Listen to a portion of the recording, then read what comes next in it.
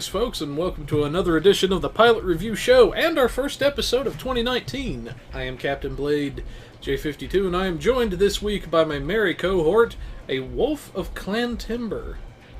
How's it going, guys? I'm multitasking between STO and Super Mario RPG. He does those things. Hey, hashtag best game. Yeah, he totally went there. Can't say I entirely disagree on him when it comes to Mario games. But, yeah, there's quite a bit of stuff coming out now that we've got into our new year and everything. And this week's upload is kind of going to be a double feature. We'll have our wrap party from 2018 uploaded. There were some technical issues that prevented that. There's also some technical issues as to why we were running late tonight.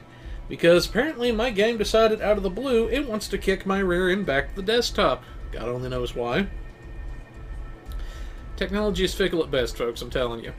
So, we'll have basically 2 episodes for you guys uploaded this week.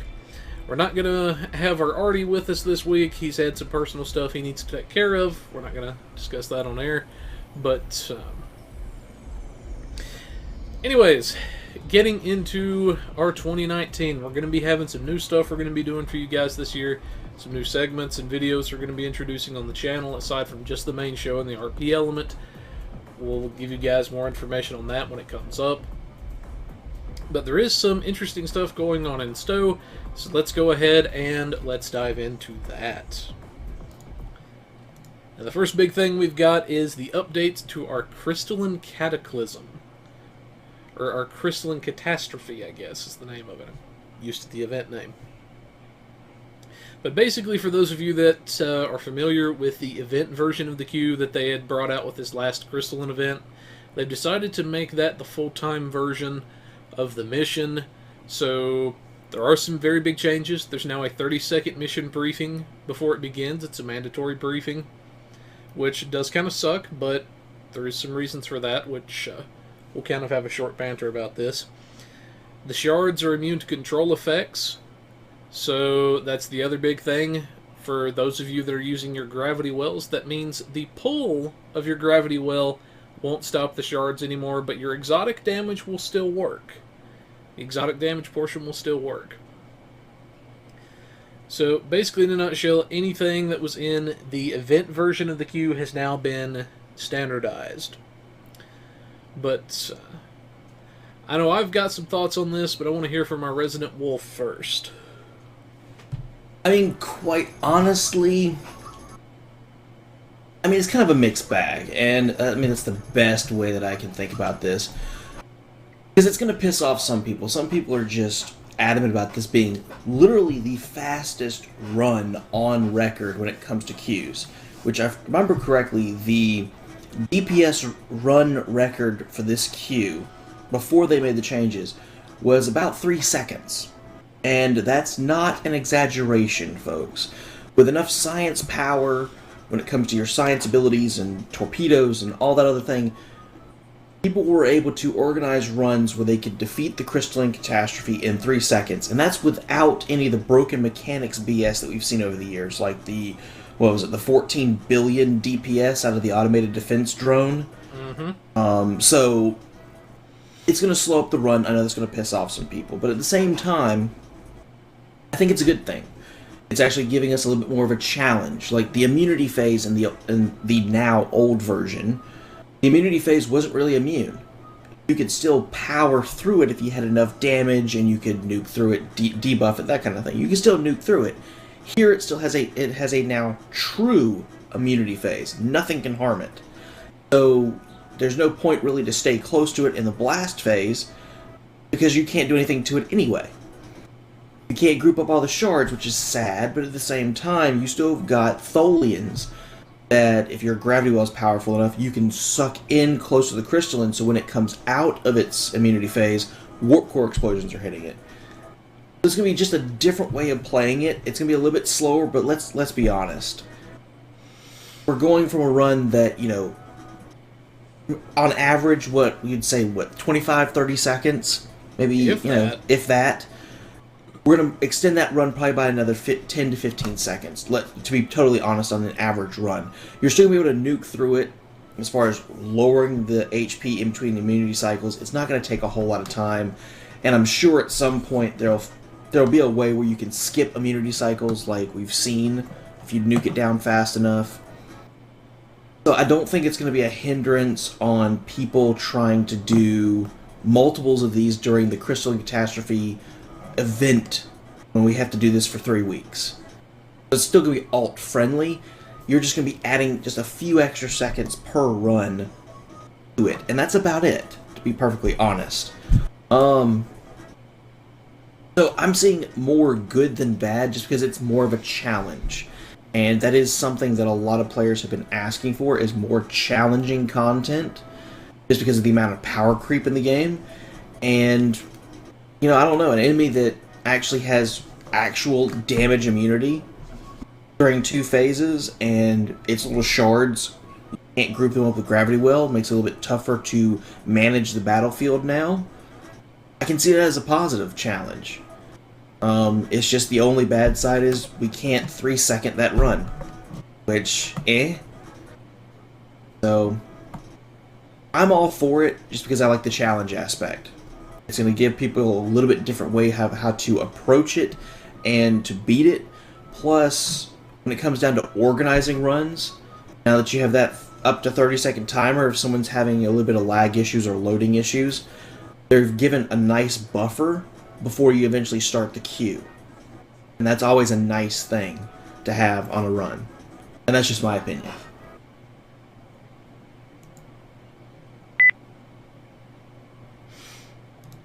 That's all I got. Alrighty.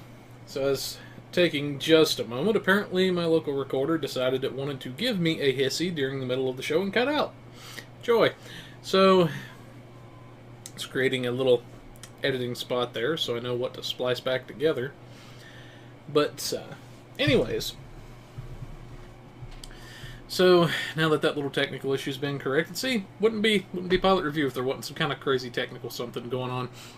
But I do have to agree with pretty much most of what you said. Now, for me personally, I know it does kind of suck, but I understand why they implemented the 30-second briefing. And honestly, in my opinion, it was needed. Because I saw far too many instances where somebody might load into the queue, they might load into something, and say they slow load for whatever reason. There's a hiccup in their internet. And by the time they load in, the queue's completed, and they get an AFK penalty through no fault of their own. And that wasn't fair to those guys. And it also gives carrier players time to launch their pets. Yeah, it does kind of suck if you're somebody that, you know, you just want to get in there and be done with it. You're having to sit there for 30 seconds, but honestly, it's not that big of a deal. And this is one time I'm actually going to say that, in my opinion, it was needed. And for the, like I say, for the shards, I know that's going to be a very big point of contention for some people, has been a big point of contention for some people, is that the shards are immune to control effects. Well, that doesn't mean that, like I was saying earlier, that doesn't mean that if you're somebody that, say, you pop a gravity well, you're not going to be able to pull them together. However, you are still going to be able to damage them with your gravity well. So it's just the ability to group them up and just AoE them down without having to worry about anything that you can no longer do. And the other good thing is, for those people that may have had a hard time seeing it, it actually gives you a circle now for the blast radius. So you can see, oh, I'm still in this circle. I need to get the heck out of dodge. I need to get out of this area. So there are some benefits to it. There are some that could potentially be viewed as downsides. But honestly, I think this is going to improve it overall for the better in the long run. Because, let's just be real here. Let's be frank. It was never intended for them to be able to nuke a queue in as quick as we were. That was never intended for it to go that fast. But thanks to certain bits of power creep, certain, potentially, even if you would want to call them flaws in the queue, that was allowed to happen. But, like Timber was saying, I think this is going to be better overall in the long run. But anyways, that's one of the big things we did want to mention. Now, some of the other things that's not actually in our notes, we did want to take a moment to say that there actually is, if we go into our in-game calendar here, let me pull it up, there's actually our Kobayashi Maru, which is slated to come in on the 17th. So, this Thursday, assuming everything goes as planned, we should be seeing a blog on this pretty soon. Hopefully.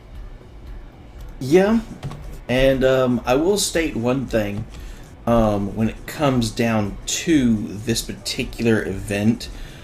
If you're looking ahead for what the prize is, Cryptic has accidentally leaked what that prize is already. When they did the last patch note, if you right-click on your Prolonged Engagement weaponry or that Prolonged Engagement console that you already have from previous events, and you look into the set bonuses, they've already leaked that the set now is going to have a torpedo, the Prolonged Engagement Photon Torpedo.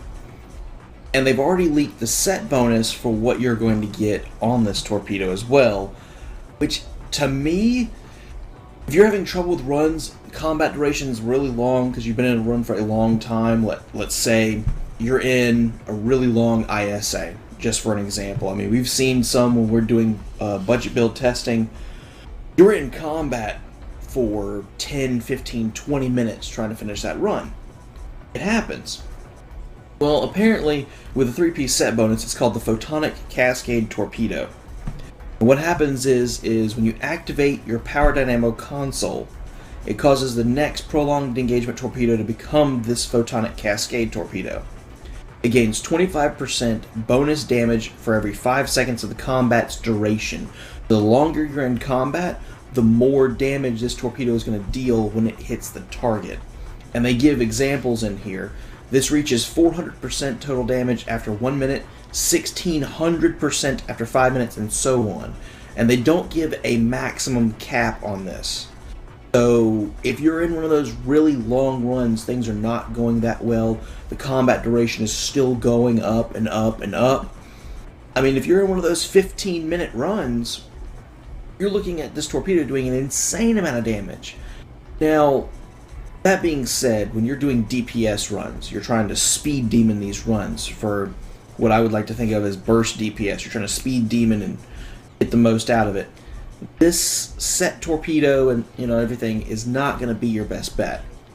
But just on paper, when you're dealing with budget level gear, mid-range gear, or you're dealing with something really tough on elite difficulty and you can keep the combat going longer and longer, this could end up being, over time, the hardest hitting torpedo in the game, and that's without using high yield. But that's going to depend on combat being really long to get that kind of damage out of it. So we're going to have to really test it out. We'll probably do an intelligence report on this set again when this torpedo comes out. But it's on holodeck and it's on Tribble, so you'll be able to see it and prepare for it. Mm-hmm. And not quite sure what the torpedo's standard abilities are going to do based on the beam array. We're just going to have to wait and see. But I just figure we'd note that they'd already patched in the reward for this set on holodeck, which means it's fair game for anyone and everyone to see. Yep. Ordinarily, like I say, if it was just something that may have just been on Tribble for just a minute or two, or if it was in a area that's not really public and we somehow got access to that, we wouldn't be talking about it. But since it's on holodeck, we feel in this case that it's fair game because, all you're doing really is right-clicking on an already existing item that you have. And this is going to be something interesting to see, and I'm looking forward to the blog whenever this comes out. But moving along to some of our other big stuff, we actually have quite a few bits coming. Now, they did promise we would get a part 2 to some of the Discovery stuff, which, speaking of, our Mirror Discovery launches on January the 23rd. So, it's going to be launching on PC January 23rd.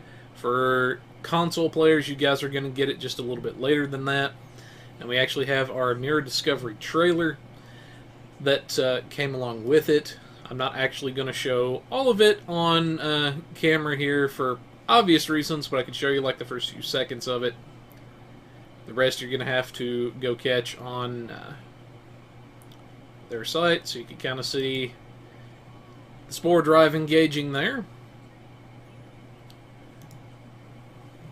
But we also have one of our RP blogs, The Illusion of Communication, which basically talks about the ISS Discovery jumping into the future. Now, they didn't do too much on that because my guess is, well, we don't really know why they may have done that on the show, so some slight spoilers there. But we also have our first thing is the Parapecum. This talks a little bit about some of that stuff, but quite a bit is actually coming with this Discovery stuff. I think Timbers dug into it a little bit more than me, so thoughts from you, good sir?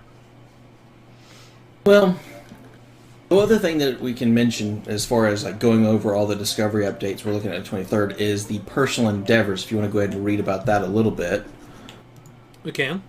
Before I go over what I'm thinking about this. I just don't know if you have that article ready or not. I do. But we'll give him some time to collect his thoughts. We'll come back on that, because it is a lot of stuff with the Discovery. And we should mention... Oh, go ahead. I just wanted, before I start voicing my thoughts, we interject that as well, because that is part of it. That is true, too. And a very valid point. But, yeah, this is another thing. And we should mention that most of this stuff is going to be coming with our anniversary event, which is going to be happening on the, I think it was the 23rd? Yep. Wasn't it? Yep. Okay, so the 23rd is when we're going to get the start to our anniversary event. This is our 9-year anniversary for Stowe.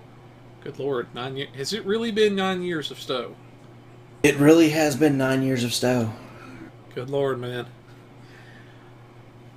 Definitely some fun times had with this game. Cannot believe it's already 9 years. But, anyway, the big thing that they had talked about... Now, we had heard bits and pieces and rumors about this going several months back now about the personal endeavors. They talked about this a little bit. We'd seen bits and pieces and references to it. You know, maybe somebody may have seen something in a Tribble note, or something accidentally got through there, or this guy heard it from this guy that heard it from this guy, or however it came about to be. But we have our universal endeavors now, which is what we have. And essentially what this does is it kind of expands on that a little bit. It takes it now and gives us something additional that we can do. And you're going to have the personal endeavors thing, where it's going to give additional challenges. So there's essentially, from reading through a little bit, this is what it says. It says, personal endeavors were designed to give small objectives when you log on, but nothing so overwhelming that you weren't able to do the other things you wanted to do with your time in Star Trek Online. Examples of personal endeavors could be as simple as doing damage of a certain type, going to a specific battle zone to defeat a particular enemy. It says, we expect most players will be capable of completing even the hard difficulty endeavors without having to traverse too far outside of their existing play patterns. It's basically to give you a bit of variety. There's going to be some easy modes, I guess some mediums, and then quote-unquote hard modes. So, kind of like you might see if you go into the Defara Battle Zone. You've got the harder quests, you've got the mediums, you've got the easies. It's kind of how they're going to tier this, and we're still going to have access to our Universal Endeavor. So this is probably the quickest thing we could go over as far as what's coming in our new stuff.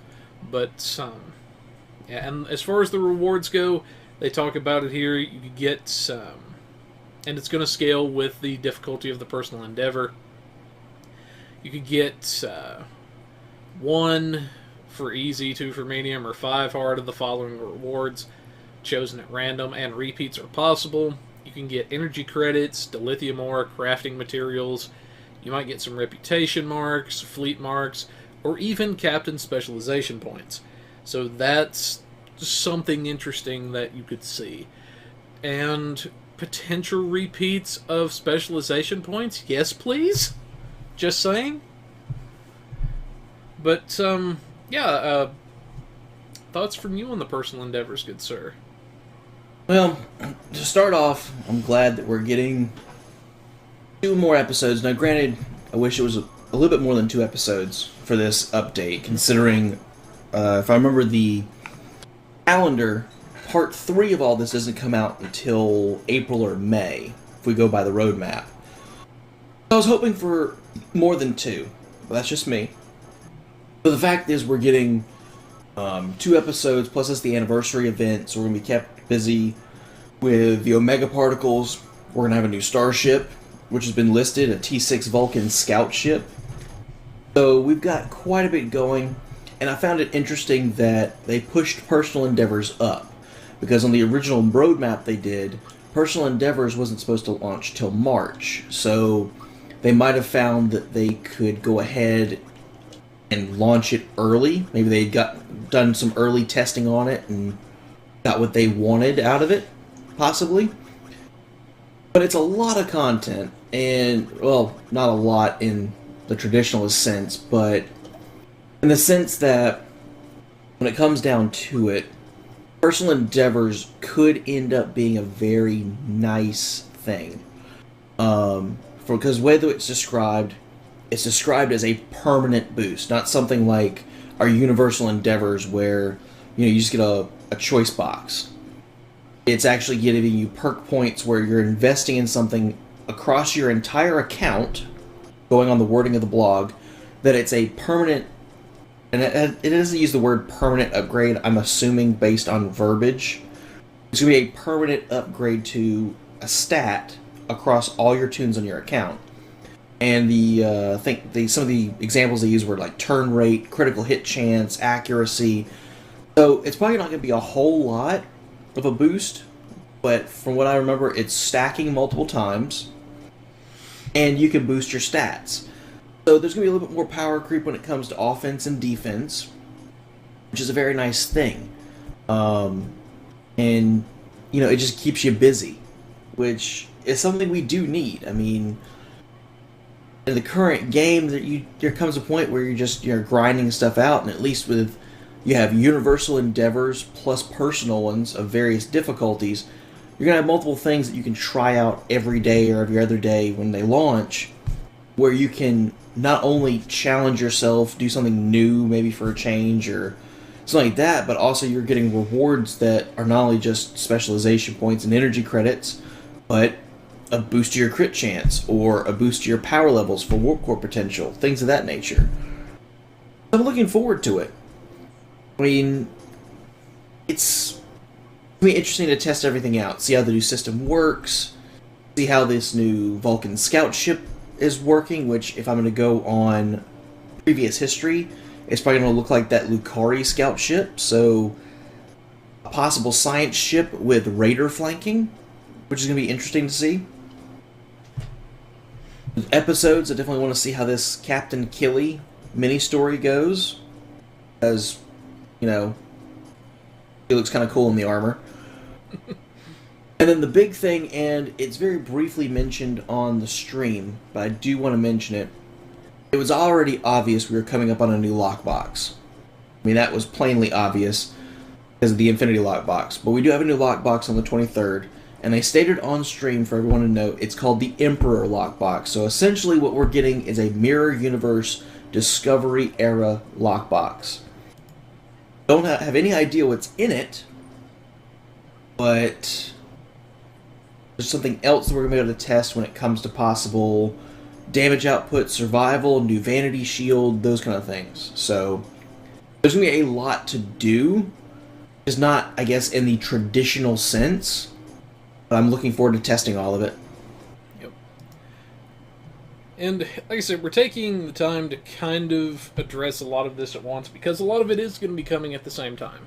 Because we're getting a few new episodes, we're getting the new personal endeavor system, and the other thing we should mention as well, one of the interesting things people will possibly like, if, say, you're having a hard time with a certain endeavor, And I don't know exactly everything that's going to be out there, all the type of endeavors you could possibly do. Let's say you get one that is heal a certain amount of damage, or survive a certain amount of damage, and you're having trouble with that for whatever reason. You do have a chance to get a personal endeavor reroll token, which is very similar to the pass tokens if you've done any work with Admiralty. If for whatever reason you just have issue with that, you can use the pass token to reroll that personal endeavor to another type of endeavor of the same difficulty. So like we're saying, there's a lot of stuff here. This is just the preliminary blogs on some of this. I know I'm looking forward to seeing some of this stuff fleshed out, seeing some of it get added to Tribble where we can actually work with it, test it, see what's it going to do, that kind of things. We'll probably start getting more detailed blogs within the next week and a half. Because we'll probably get... Because of Kobayashi Maru, we'll probably get blogs for Kobayashi Maru either tomorrow or Tuesday. And the blogs for the anniversary event will probably start Thursday or Friday, going into the following week. So we're going to get more detailed information coming soon. It's just that waiting game that everyone hates. Yep.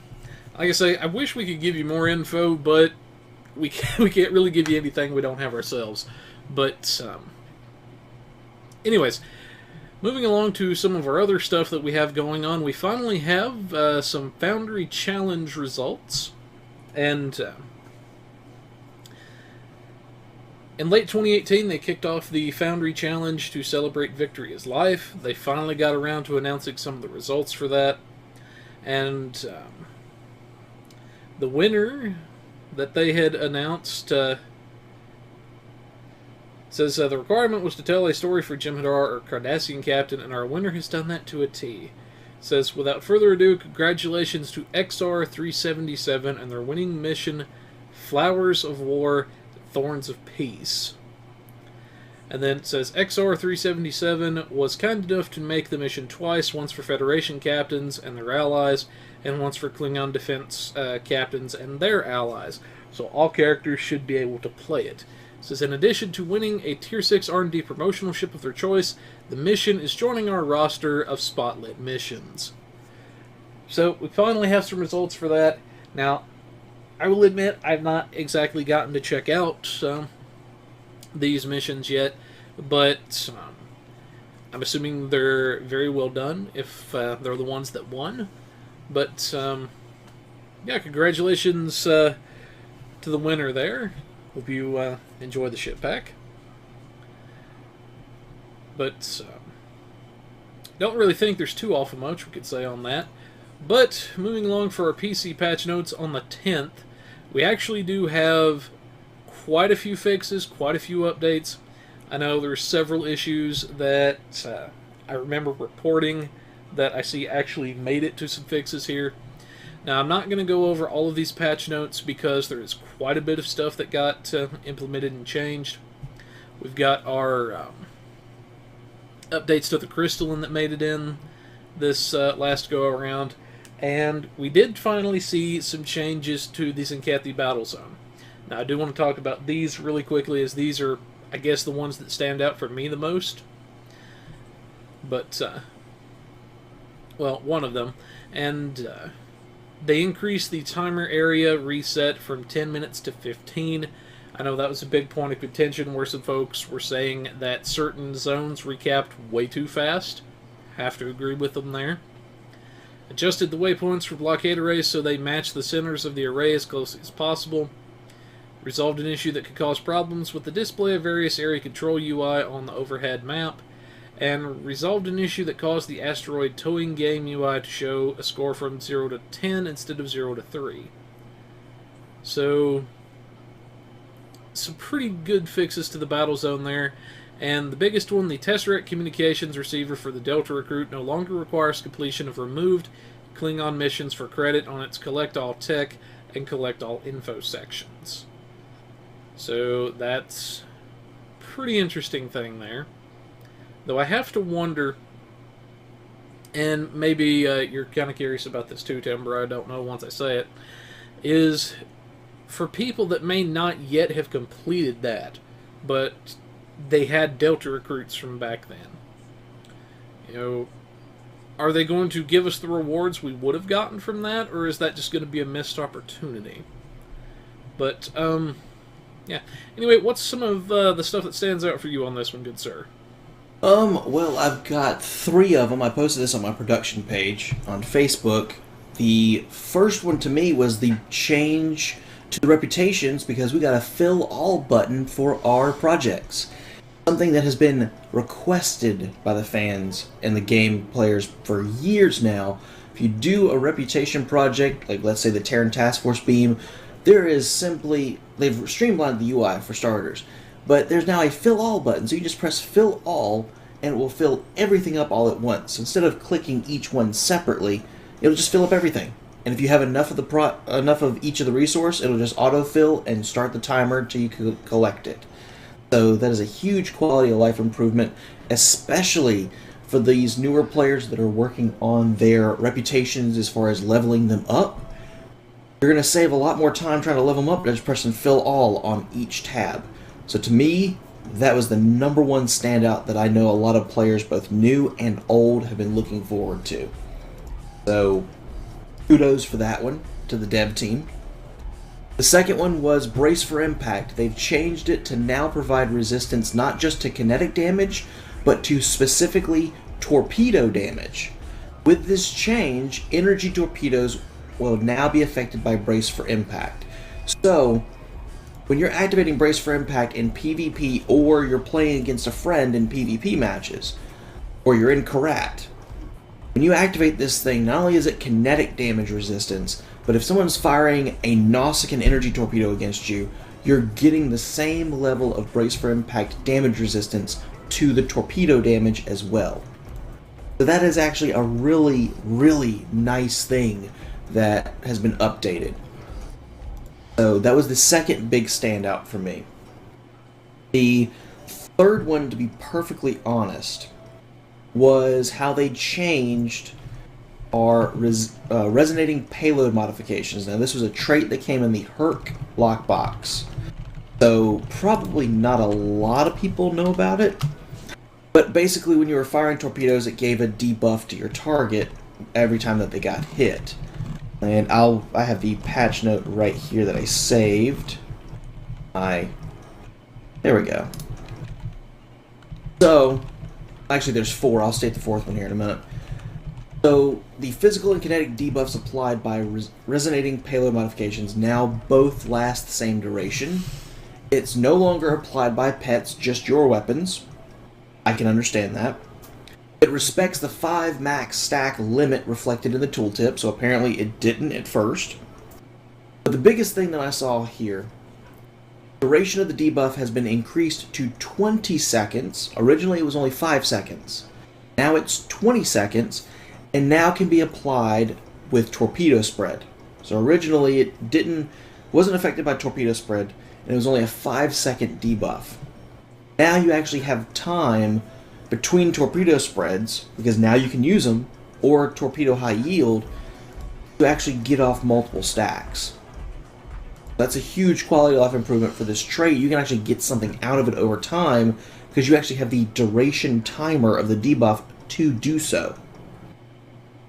That was the third one. The fourth one, apparently, it just snuck up on me. I had to read over the patch notes once or twice before I caught it.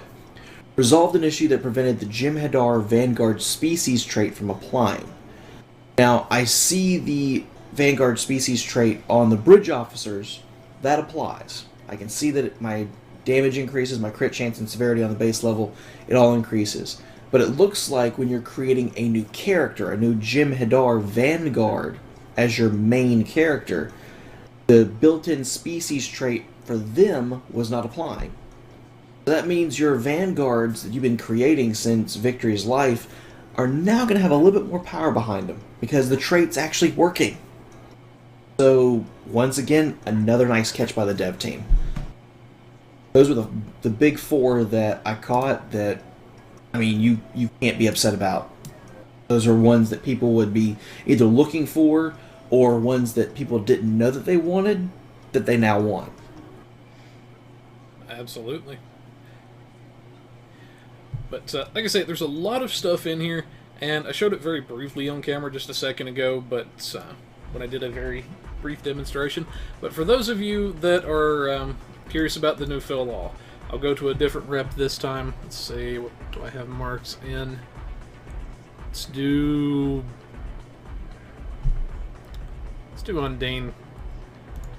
Alright, so we'll pull up an hourly project and I'll show you guys what I mean here. Alright, so you can see the fill all button there. Now, if you wanted to, you could go through and you could still select each thing individually. Like I just loaded expertise into the hourly project there, which you guys will see on camera. And I could still select them all individually if I wanted to, if, say, I only wanted to put in a certain amount of energy credits for now. Maybe I'm saving energy credits for something else. I want to hold off on that just a little bit. I could still do it that way if I want to, and select individually, or I could come down here and I can go to the Fill All button. Now, whenever you hit the Fill All, you notice it'll bring up a little box. This is if you just left-click it. And it'll say, you know, fill all requirements of this project as much as possible. It says, warning, this could include dilithium or rare items depending on the project. So if, say, this was an actual gear requisition and not just an hourly project, such as, say, for a shield generator or something, then it might potentially throw some dill in there, or whatever. Now, if you want to actually skip this confirmation and you don't care, you just want it done, it actually tells you in here, it says, hold the control button while clicking fill all to skip the confirmation. So I'm going to cancel out of that. And if you see it, I hold down the control button, I left click it, it fills it without actually loading in, or without loading in the little warning. So, very big quality of life improvement. You could just go straight down the line, start filling projects, just click, click, done, and there you go. So it's huge quality of life improvement. Yeah, it really is. It's something that a lot of people have been asking for, more so even when they introduced T6 reps. So to have that now on top of what we've all been working for or trying to finish out or just starting on a new tune, huge difference. Absolutely. Alright, moving along, we have our featured TFO that you guys are going to be getting on the console this go-around, and this is the Battle at the Binary Stars. Now, for me personally, I'm not going to go into the greatest detail ever on this because we discussed this in previous episodes. This is going to be your guys' chance to get the Beacon of Kalos, which is actually a really great item. Everything. It had some issues that needed to be ironed out at the start of it, but now it's turned into a pretty good thing. Now, you guys are going to be able to get the TFO. You'll be able to run it. It says all players level 10 and above will be able to participate and can earn a TFO commendation once every 20 hours. Now, it says complete the TFO on 14 different days to earn the Beacon of Kalos while earning marks in dilithium as well as 3 featured TFO reward boxes. Now that's basically 3 separate boxes. Each one of them will give you your choice of a universal tech upgrade or a captain specialization point to the character that opens them. You could throw them in your account bank. You can move them to whatever tune you need it. So if, say, your main tune has enough spec points you think, but you've got a newer alt that could really use them, you could ship them off to him. It says any character who finishes the 14-day project will unlock a bonus project that can be completed with a single TFO commendation, and that'll give a bit of dill ore, some fleet marks, and marks package. So that is definitely some interesting stuff that can get there. For you guys, this is going to be starting on the 22nd, but I know this is a rather interesting queue. Some quick thoughts on this one, good sir? Oh, it's an interesting queue with 3 different phases, if I remember the queue correctly. At least 3 different phases. Mm-hmm. And it's not that difficult, to be perfectly honest. It's just going to be a fun shooter, essentially. Each phase is either protect a starship while you're nuking everything, or just nuke everything. So, it's one of those queues, if you're having a rough day, Go in with your best gear and lay waste. Have fun. Face. Yeah, that's pretty much what it is. And there's nothing wrong with that. Oh, absolutely not. But, so yeah, definitely check that out, guys. Get yourself some dill and a nice little device. It is actually a good little thing. It's, I know it's pulled our butts out of the fire a couple of times, actually. Especially when we need a good threat, if somebody needs a good threat dump, or if I need to dump threat for just a minute for whatever reason, then it's a very nice little thing to have. But anyways, that's our articles that we have for this evening. There's a lot of stuff now that's starting to trickle in since we've got to our new year. A lot of stuff that's coming down the pipeline. Some really good stuff, it's looking like. We're going to be testing that out, seeing what all we can get together for you guys, what we could figure out, you know, what you might want to kind of prepare for. We can try to test it, and if there's any potential bugs or anything, we can wire that to the devs. And hopefully they'll have fixes ready to go so it's less buggy for you guys. But moving into our budget build this evening. Now we actually have this one that comes at the request of a friend of ours and a viewer. And this is actually for the Jupiter. A lot of you may remember that. That's the big honking huge carrier that was made in the Design Your Ship contest. A lot of people, at least in my opinion, a lot more people than normal seem to be kind of skeptical of the ship. You know, what can it really do? And a lot of people may not think of it as being a ship you can actually tank with. But I will say I have yet to see a T5 or even a Tier 6 ship that can't be made into some sort of a tank. Now, for this particular version of the ship, we actually went with the fleet version because you get just a little bit extra with the fleet version of the ship. Now for this, since it is a science-heavy ship, it has a 3-3 weapons layout. It does not come with a secondary deflector, so that does kind of suck, but it makes up for it in the fact that it is a full-fledged carrier.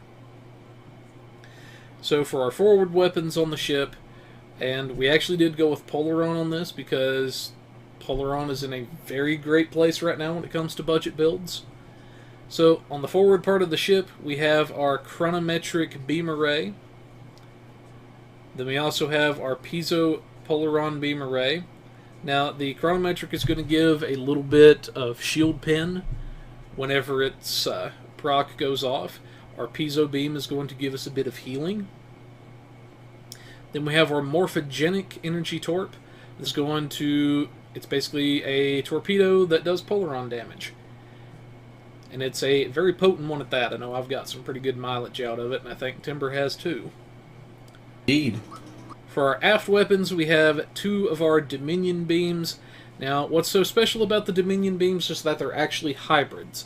They deal the Polaron power drain, and they also strip shields a little bit through a built-in Tetrion proc. So it's basically a 2-for-1 deal. So you're going to have to listen to Kurland here a few times, but it's worth it for these weapons, in our personal opinion. Then for our last weapon, we have the morphogenic energy weapon, or as I like to call it, the Omni Turret. Depending on whether you activate a fire at will or something like a scatter volley, will determine whether it fires like a beam or like a cannon-based weapon. Now for this particular ship, it doesn't have the greatest amount of hull in space, even though you'd probably expect a ship of that size to have that. But to kind of make up for that a little bit, we went with the Soul Defense set. This is one that we featured quite a bit here on the show because it is very potent in terms of defensive value when you don't have access to perhaps a 4-piece Gomali. Now I did include some bits of stuff in the notes. If the user feels that there's enough survival built into the ship, perhaps maybe the Jim Hadar or another type of science-heavy ship could be utilized here. Now for the Soul Defense set, what makes it so great is that for this particular vessel, it's going to make up for some of the defense issues that the ship may have. Now, The 2-piece for the Soul Defense set, whenever you have it equipped, you get a free Neutronium Alloy armor worth of resistance value just by having them equipped. You get 25 all damage, like for your energy and that sort of thing, and then you get, I think it's 35 of your physical, kinetic, that type of stuff. Then the 3-piece is also a very massive heal, a very massive burst heal that, depending on the ship, can bring you from nearly dead almost all the way, if not outright back to full health. So it's very potent, it affects you, and it can affect your carrier pets a little bit as well if they're close enough to receive it. For your warp core, we have to source one of these out since the Soul Defense does not come with a core. One we like to feature a lot here on the show because it is a very great core at the budget end is actually our Temporal Phase Overcharged core. And what makes it so great is it gives you a Temporal Negotiator style effect in the form of its capacitor. And whenever you use the capacitor, it cuts your bridge officer cooldowns in half for the duration that the capacitor is active.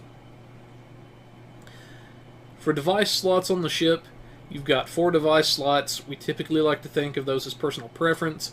However, some of our favorites are the Subspace Field Modulator, which you can get from the Skirmish mission. This is going to give a free Neutronium Alloy worth of resistance while the device is active. It does, however, debuff you for a minus 400 protonic damage resistance rating. Now, odds are you're not going to come into contact with anybody using protonic damage, but it is worth making a note of, as in the wrong situation, it can be a double-edged sword. Then some other batteries you might be interested in are the energy amplifier batteries, the exotic particle floods, maybe Jevonite hardpoints is another good one. You've got quite a few options for devices. Now, since this is the fleet version of the ship, you have 4 engineering consoles, 4 science consoles, and 3 tactical consoles. And we'll discuss some of our weapon set bonuses in just a minute. But first and foremost, we have our piezoelectric focuser from the Lucari rep. It's going to give some shield capacity, going to give a boost to our polarons, and it's also going to give, I believe, a little bit of turn rate on this thing as well. For our assimilated module, this is here to give us a bit of critical chance and severity. This is also going to give a little bit of control expertise. Then, rounding out our engineering consoles, we have our reinforced armaments, mainly for the power transfer rate. And then for our universal console, the Fleet Coordination Matrix. I'll show that in game. This actually comes with the C-Store version of the ship.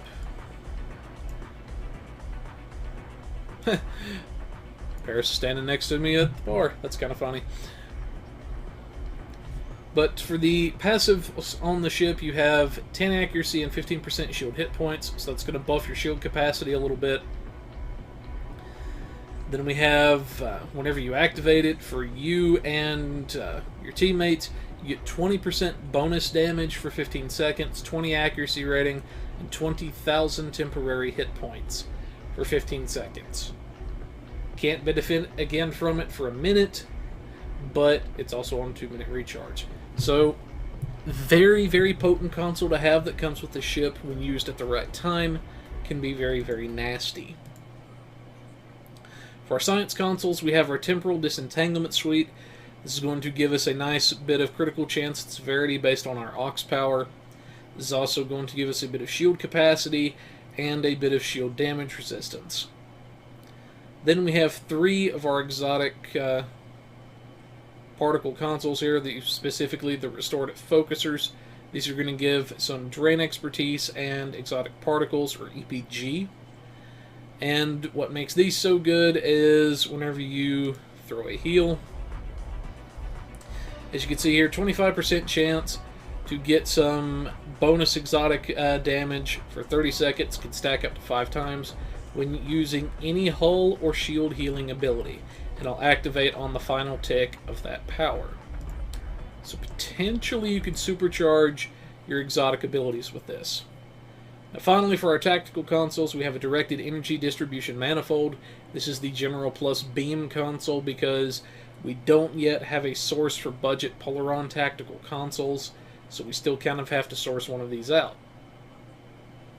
Then we have our Morphogenics Matrix Controller, Try saying that 10 times fast. And this is going to round out our morphogenic set. It's going to also reduce our weapon power cost by 10% as well. So that's one of the big things that it's going to do for us. Then we also have our chronometric capacitor, which is also going to buff our torpedo damage a bit, which is also going to buff our torpedo weapon. And that's going to give us the 2-piece of the chronometric. Now, the reason we didn't include the Omni in this build is because you can't use the morphogenic Omni turret and the chronometric Omni on the same ship, which does kind of suck, but not gonna lie. But as far as our set bonuses go, some of these are going to be kind of integral to the build, so we are going to look at those really quickly. Let's look at our chronometric capacitor. This is going to give a bit of aux power and aux power setting, which is going to increase at lower power. We also have here our oh wait, that's the wrong console. So our reinforced armament, that's, you can see the power transfer, that kind of stuff. But yes, I am on the right ship. Okay. So our morphogenic set. The reason we wanted to use the 3 pieces of this is because you're going to get some pretty great stats out of this that are going to help with your threat gen as a tank. Now, just by having 2 of the pieces equipped, you get a 15% recharge time reduction to any of your firing mode abilities. That's going to be your things like Fire at Will, Overload, Scatter Volley, Rapid Fire, your torpedo abilities, and your dispersal patterns for your mines. Then for your 3 set, depending on what you get or what you activate, will depend on what bonus you get. If you activate a Fire at Will or a Beam Overload, you're going to get a 2% critical chance bonus that can stack up to 6%. If you activate a Scatter Volley or a Rapid Fire, you're going to get a 10% critical severity, maximum of 30%.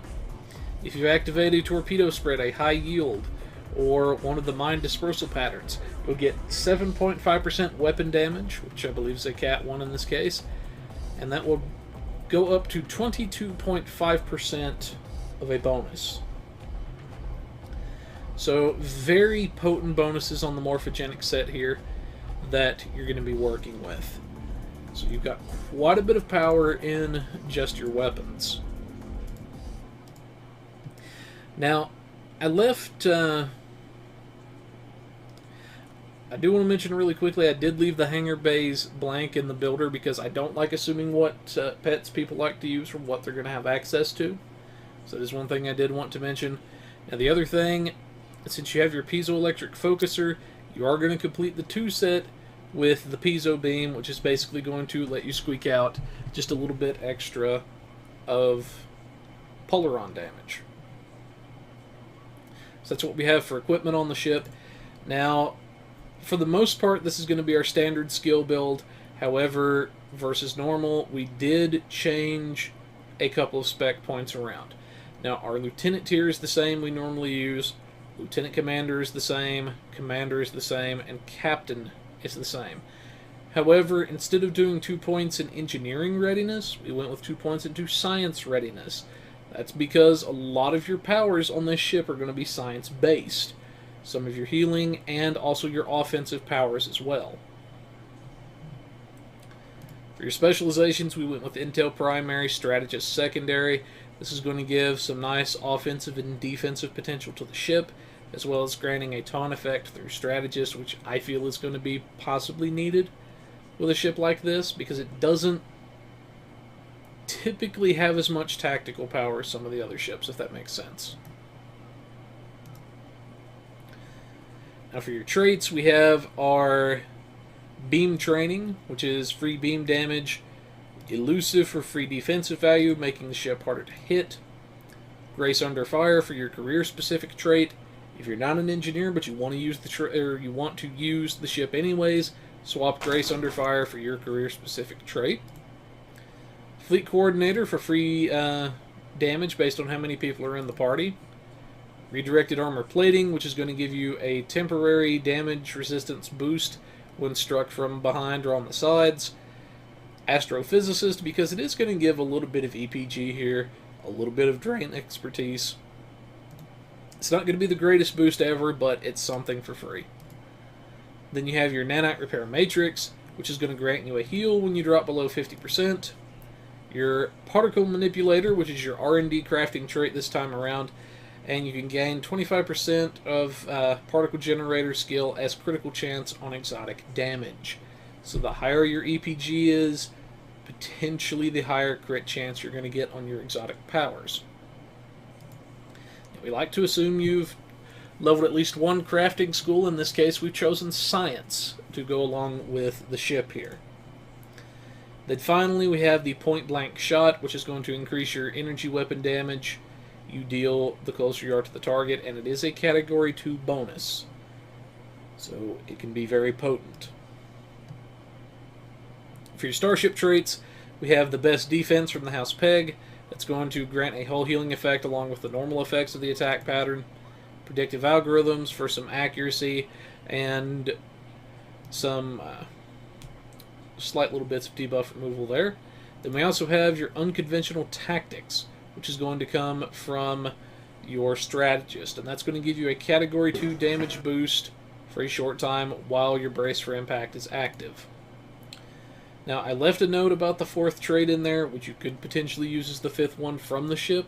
If you think you've got enough survival and you want to swap out one of your BOF powers for an Intel power. I'll explain what we mean there in just a minute. For Space Reps, we have your your Advanced Target Systems for some critical severity. We have Precision for free critical hit chance. That's what I was thinking. And then we have your Aux Power Offense, which is going to give you a bit of a damage boost and accuracy boost based on Aux Power. Then finally, we have your Enhanced Sensors, which is going to increase the effectiveness of your Drain abilities and Control abilities whenever you activate a Captain Power. So that's something great to have. For active reputations, we have your Anti-Time Entanglement, which is going to be a nice little AoE physical damage that's slow to foes. Then we have the Biomolecular Shield Gen, which is going to reduce damage to your shields while you're inside the bubble. We have Deploy Sensor Interference Platform as an oh crap I'm going to die type of thing. You can throw this little sensor platform down, and while it is active, it will taunt enemies to itself until it is either destroyed or until its time runs out, whichever of those two things happens first. And finally, we have the Quantum Singularity Manipulation, which is going to be a very nice increase to your science stats for the duration, as well as granting a temporary cloaking effect. To get a bit more bang for your buck out of anti-time, throw your exotic buffs first, follow Quantum Singularity Manipulation, maybe group up the foes with a Gravity Well, and then drop your anti-time on them, and you will get a heck of a lot more bang for your buck that way. As far as the bridge officers for the ship, now this is a bit outside of the area of what I would normally make a tank out of, but all the same, the viewer wanted a tank out of the ship, and that's what they're going to get. So you have a Lieutenant Universal, Lieutenant Tactical, Lieutenant Commander Engineer / Intel, a Commander Science, and a Lieutenant Science. Now for our Lieutenant Tactical, we made it into our Tactical Team and our Attack Pattern Delta. Since we're running as a tank, we're going to want to run Attack Pattern Delta. Now for our Lieutenant Universal, we made this into a Tactical seat, and we've thrown a Torpedo Spread and a Beam Fire at Will on the ship. Now I do kind of wish we had access to potentially a 5th Tactical Power, but I kind of understand why we don't. But for our Lieutenant Commander Engineering / Intel. Now, I took this more down the defensive route, and we have our engineering team to repair our hull a little bit. This is also going to purge viral matrix effects. We have our reverse shield polarity to recharge shields in a pinch on incoming damage. Then we have our emergency power to weapons 3. If you think you've got enough defensive value in the ship, I did mention swapping out one of these 3 abilities for an intel power, or the other alternative to use the trait is swapping in a tractor beam somewhere. For Lieutenant Science, these are 2 of our healing powers we feature on a lot of the builds. We have our Science team to recharge our shields a bit and purge subnucleonic effects. Then we have our Hazard Emitters 2 for our heal over time effect. Then we have our Transfer Shield Strength, which is going to recharge our shields a bit. DRB to apply a nice little AoE damage resistance debuff to foes and smack them for a little bit of damage. Then we have Charged Particle Burst, and since we're going to have a good bit of Drain expertise anyways, this is going to do a lot of shield stripping when you get in close to the enemy. And then finally, we have our Gravity Well 3 for a nice little AoE control and EPG type of thing. Now, since you are a tank, it is worthy of a note that Gravity Well, DRB, and things like Charged Particle Burst generally are considered zero distance powers. Basically, that means, as far as the enemy is concerned, when you're hitting them with these effects, you're right on top of them, meaning you're going to generate a lot more threat than what you might normally generate. So that is something to be made aware of. Finally, in terms of our cost, we actually didn't touch our EC this go around, so all of our 2 million EC is still intact. The only thing it's going to cost is just a little bit of dilithium. You're looking at about 30,000 dil, which is roughly 4 days build time, assuming only 1 toon refining dilithium per day. So, thoughts on our build, sir? I mean, it's pretty solid. You're pretty much going for a mixed bag here. You're going to have some decent damage, decent survival, and got some EPG sources, so I mean, it's not bad. Alrighty then. You heard it from the wolf there, folks. But, anyways, that's what we've got for a budget build this week. Now, normally there's not a lot going on with the bug front that I can actually talk about, but there is actually a big one that a lot of people have noticed this week.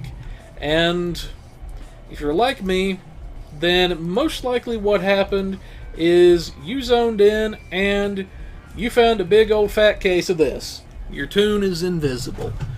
What in the heck could possibly be going on? And after a little bit of testing, after some stuff that was discovered, we actually found out what was going on. So if you're logged in and your toon is like this and invisible, we actually found out, ironically, that it is the standard goatee and the tailor that is causing that. So swap out to a different beard option for now until it gets fixed, like I did for this outfit, and your toon will reappear. I don't know why it's doing that, I just know that that's what was going on.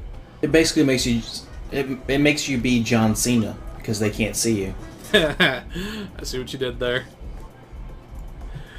But yeah, like I say, that's what we've got for the Bugs Corner going on.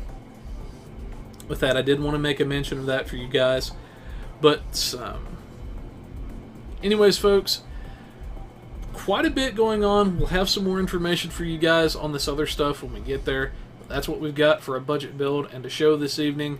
We're not going to have anything from the RP Corner this week because Artie wasn't able to join us. Hopefully he should be back this next week. We'll kind of see where that goes. But anyways, folks, that's our show this week. We hope you guys have enjoyed our first episode of the new year and whatnot. We'll try to get some more information on everything else whenever we can. But on the way out, shout out to our good friends over at the Temporal Armada. Very cool bunch of people. Be sure to check those guys out as well. Also, a shout out to our other good friends over at the Kurtang Pirate Radio. The party is there. They've always got some good music going on. Gotta give them credit on that. Indeed.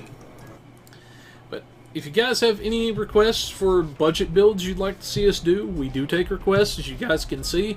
This one actually came about at the request of a viewer and a friend of ours that was looking for a ship. You know, just let us know and say, hey, this is what I'm looking for. This is the ship I'm after. I've got really only this amount of budget to work with. You know, what can you do for me? You know, let us know about that. And I've got something to add on that one. All right. And this is something that we're trying to do here in 2019. When me and Scott initially started this particular podcast, we had piloting in mind, and Scott brought it up, and we're wanting to bring it back. So in 2019, when we start doing these budget builds, we're actually not just going to do the build itself. We're actually going to work into the show where one week we actually show you the budget build, like this one. The following week, we're actually going to show you through one of us piloting it, whether it be myself, Blade, Scott, Artie, what have you, showing you us pilot through an ISA or a CCA, whichever one we deem is that best route that we should show off as far as piloting, as far as activation of abilities, how best to stack them. We're actually going to do that to show you what we're talking about when it comes to piloting and how this thing resonates. And at times during the year, we're also thinking about bringing on guests, people that are not part of our normal group, and going over their own personal piloting, just like we started off with doing. So not only if you have any requests, if you'd like to actually see that ship in action, or if you'd like to come on to the show and you've got maybe a short clip that you can submit so we can see what your piloting is, we can help give you some pointers, some tips, some tricks, feel free to. We want to make this a little bit more interactive in 2019, so don't just feel that you're just watching and just, going over the basics. We're going to show you what we're talking about, and if you're up for it, we'll bring you on and we'll help you personally with your own piloting, because we're not going to tell you what you should do. We're just going to work with what you've got and how you pilot your style, and we're just going to try to help you give us some pointers on how to maximize your style on what you're doing. So I want to keep everybody in mind of that as we go forward. Absolutely. That's one of the new things that we're going to try to get back to. That, well, I don't know necessarily if it'd be new as much as it is getting back to the roots of the show. But that is one of the things that we are going to be doing this year. Like he's saying, we're going to be showing you guys some of the stuff with the piloting and showing, hey, this is some of what the ship will actually be able to do in action. Here's some of the way you're going to maybe want to do it, and work with what you've got as well. So we want to give you guys. If we die, we die. Yeah. So if during our demonstration, when we're showing off a budget build, if we die in that run, we're not going to edit that out. That's actually going to be kept in there because we want you to see if it really is squishy. We want you to know just how squishy the build is, and then go over how you might be able to negate that. We don't want to just show you perfect runs every time. Yep. But that is some stuff that we did want to mention with that. So, like I say, if you want to submit something and you want some help with your piloting, maybe you feel your gear's in order, or you want the full package. You want us to help you with your gear and some of your piloting, let us know. We'll help you out on that area. If you've got any bugs, feel free to let us know. And we'll be sure to pass those along to the devs. Let one of us know, say, hey, this is what's up. Here's some screenshots, video. We'll pass it along to the devs, make sure they see it. That's part of how we help them out and everything. And yeah. But for now, folks, we hope you guys have enjoyed the show. And this is the Pilot Review Show, reminding you to have your tribbles spayed or neutered. Goodbye, everybody. See you guys.